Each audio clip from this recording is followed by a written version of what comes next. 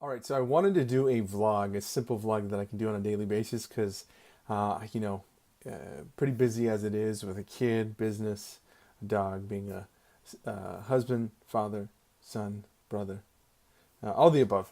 Anyway, I wanted to touch on three things. I wanted to go over kind of my theme for the day. I have in the mornings, I have kind of a theme or a motivational idea that I put out there on Instagram specifically, and sometimes on Facebook. But I tend to really just use Instagram as an outlet, whereas Facebook is an outlet, but it's more it's not as interactive. I've noticed unless it's something I'm doing for real estate or videography. So today it was about I read something or I saw a video where someone said, "You are the only problem that you will ever have, and you are the only solution you'll ever need." So that is amazing to me, coming from a pretty religious upbringing. It's not really something that tends to be shared, or it's not really an idea that often gets presented, which is ironic actually, because I was pretty heavy into the religion. I was pretty good about everything that needed to be done in order to be considered a good person at religion. And what I realized is I did study a lot of the scriptures, and nothing against the scriptures. In fact, I think they have much more meaning to me for me now than ever before. But I think that the Bible, specifically in the scriptures itself, really speaks to this, but not in the way that's accepted mainstream wise, all across, you know, specifically westernized countries. But it's becoming a thing slowly that is being accepted. And I think it's because we are expanding, we're evolving, and we are accepting of new ideas because those ideas are evolving with us, with humanity, with us as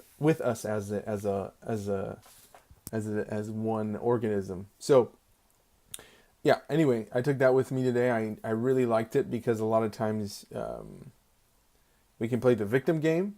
We can point. We can say, "Hey, I am not the problem. I am pointing fingers. I'm victimizing myself." And instead, you turn around and you say, "Hey, I'm the solution." Whether you believe in God or not is not even an issue. I think for me, because you're the solution, and if you are a practicing Christian or something like that, you do believe that you have the Holy Spirit, God, residing in you, so you shouldn't have a problem with this actually. But a lot of people do, because it you're so used to carrying this guilt. You're so used to having this kind of sinner mentality, is what I call it. So which isn't edifying at all. I think, at least the way I experienced it, not necessarily the way I was taught, but the way I experienced it. And so for me now, it's different. For me, I look at the Bible or the scriptures, and any other holy scriptures for that matter, as um, you know as something that was created for good. And unfortunately, some people have created religion to control people, when it was made to, I believe, a stepping stone to something more spiritual. Not that religion can't be spiritual. I think it can, but anyway, like I said, the way I experienced it was a little bit different. So anyway, you are the only problem you'll ever have, and you're the only solution you'll ever need. So I really like that. It's empowering. That's super important for me. It has to be empowering, has to be inspiring, has to make me move, has to make me go take action. So that was my theme for today. It's about 4 o'clock, late start. Got a new computer, have new equipment that I've been working with, and got a lot of projects I'm trying to get out, finished for our clients. So couldn't do this early in the morning. I'm thinking of doing it early tomorrow, so I now have that moving forward. But I wake up at 6 in the morning, 5:30 in the morning, get to the gym by 6.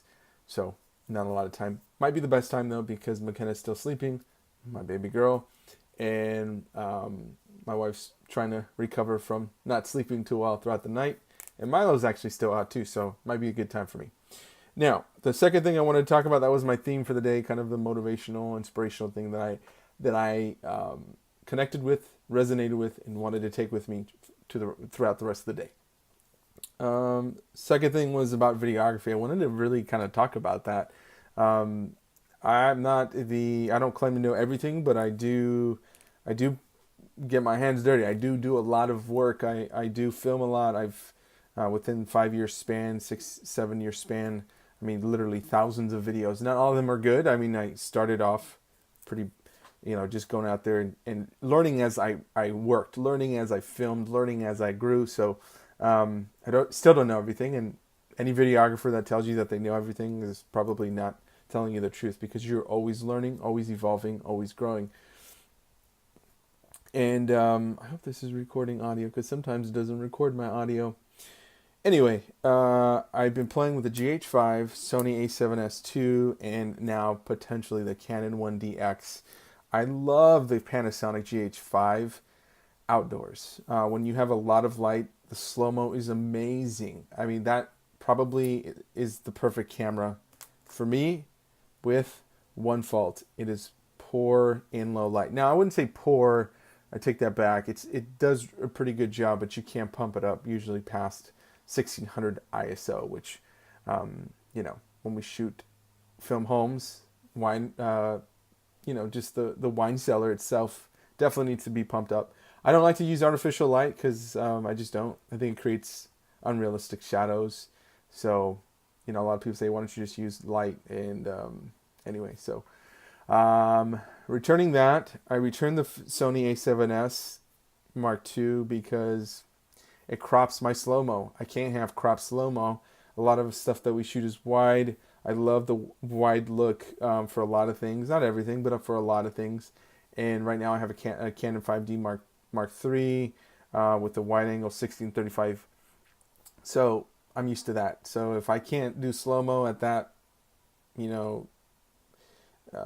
that full frame look, then I'm not really interested. Plus, I don't think the Sony did as well in terms of stabilizing the slow-mo, or even stabilizing the shots itself the way the GH5 did. So I think personally, the only thing that the Sony does better than the GH5 is operating in low light, filming in low light, and obviously having that more flat look. That way you can do a lot more work in post. I don't really want to do a lot of work in post. I want to have as close to finished product as possible. So for me, Canon has always done that really well. The GH5 is doing that exceptionally well as well. Again, the only thing is low light. So I'm actually just using the light off my computer screen, and then just the light behind us from the outside. So I'm not worried about that, because this is on an iPhone, so don't really care about that. So anyway, so hopefully that made sense. I love the GH5. I think it's the perfect solution for me, with one exception, which is the low light ability, or lack thereof. So really need that. So I'm going to move over to the GH5. Sorry, I'm going to move from the GH5 over to the 1DX. And like I said, I returned the Sony A7S Mark II because it just, I can't hold it without having to. I mean, the slow-mo isn't as stable as I'm looking for. The low light's great, but the GH5 I think beats the Sony in every other aspect. So for me, I don't really need it. So I'm going to go to try the Canon 1DX, see how that does. I'm hoping to use it a lot of, getting shots really quickly, hands-free or stick-free. So I don't want to put tripods out there if I don't need to. So we'll see what we can put together with that. All right, somebody called, so cut my film here kind of short. Last thing I wanted to touch on was, so just to recap, one is kind of like the motivational theme for the day. Two is something about videography, something I've learned, something I'm currently maybe challenged with. And then the third would be basically more of like an entrepreneurial thing. And for me, I listen to a ton of audiobooks, but I also read a lot of books.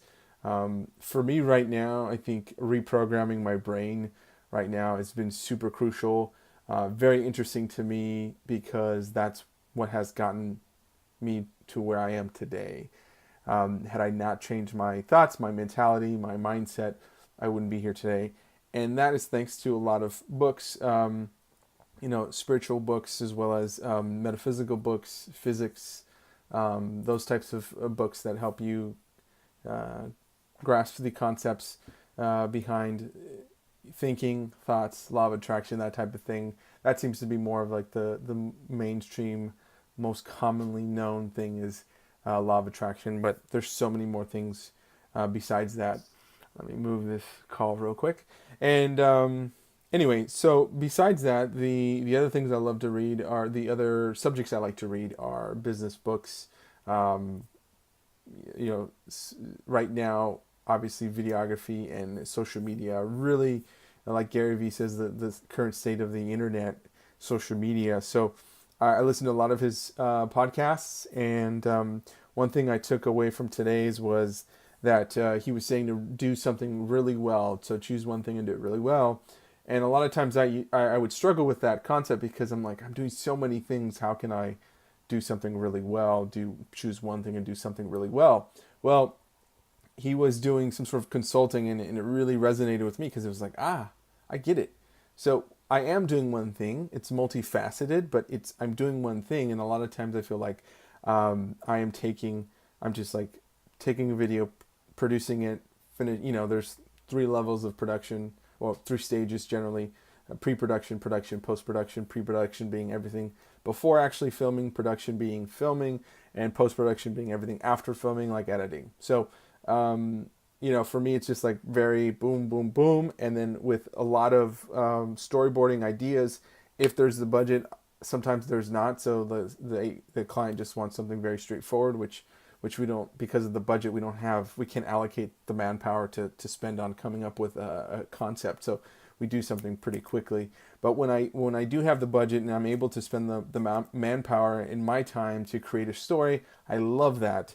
And that aspect always made sense to me. But then I'm also having the other aspect is branding myself, coming up with a brand and a legacy for myself. And those two really go hand in hand. But a lot of times I would be focused on one and not the other one, and it's just this constant juggling of the two. And I would think, well, which one am I doing? Am I really the entrepreneur, or am I more the videographer? Which one am I? And I'm both, and really that makes my brand. And so I'm slowly starting to discover, my tagline. It doesn't have to necessarily be an actual tagline, but just something that speaks to me and allows other people to kind of grasp relatively quickly what I do, what I stand for, and who I am. So I really see they go hand in hand, which is having part of your workday be built around marketing, around building your brand and your legacy, as well as your day-to-day, your grind, your filming, your production, your editing, and so forth. So that really resonated with me. It made me feel better about what I do day to day, and so I'm excited about today. Hope you are too. Thanks for watching. This will evolve over time, and it will get better, more efficient, more I think more streamlined, as well as more definite or specific on what I want to address every day. But for the most part, I would like to start off with three things. One is obviously the motivational theme of the day. Two is something to do with videography, and three, something to do with entrepreneurship. I just like all those things. So for me, it's fun. Have a great day. Thanks for watching. Appreciate it. If you have any comments, questions, concerns, comment below. You can visit my website, davidamoya.com, or thecarmelvalleylife.com, or videosalesrealestate.com. Those are some of the websites that I started, operate, help keep going, and push content out on these sites. So yeah, appreciate any feedback or thoughts that you guys might have. Okay, have a great day. Thanks so much.